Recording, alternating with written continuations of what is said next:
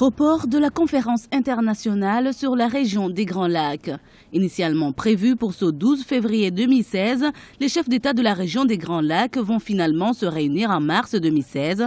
Ce 6e sommet sera axé principalement autour de la recherche de solutions à la situation politique et sécuritaire dans la région. Sur le plan sécuritaire, il y a la question de la RDC, la question du Burundi, la question de la Centrafrique et puis d'autres questions, bien sûr, qui viennent de la région.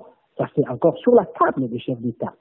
Au-delà de ça, le plus grand problème aujourd'hui, c'est sur le plan politique. L'année 2016 est voulue dans beaucoup de pays une année électorale. Vous prenez le cas du Congo-Brazzaville, vous prenez le cas de la République démocratique du Congo, pour ne prendre que ces deux cas. En mars 2016, les chefs d'État de la région des Grands Lacs vont également revenir sur la question de la crise que traverse le Burundi depuis avril 2015.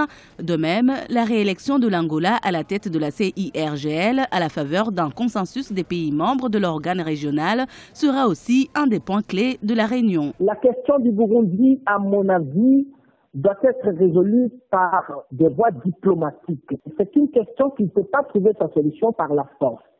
Parce que, au-delà de l'intervention militaire, il y a des textes qui régissent les relations entre les États.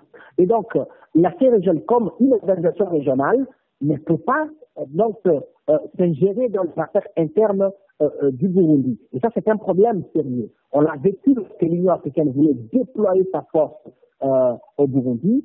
Le gouvernement a refusé et le gouvernement a estimé que ce serait une violation. La CIRGL regroupe l'Angola, le Burundi, la République centrafricaine, la République du Congo, la République démocratique du Congo, le Kenya, l'Ouganda, le Rwanda, le Soudan du Sud, la Tanzanie et la Zambie.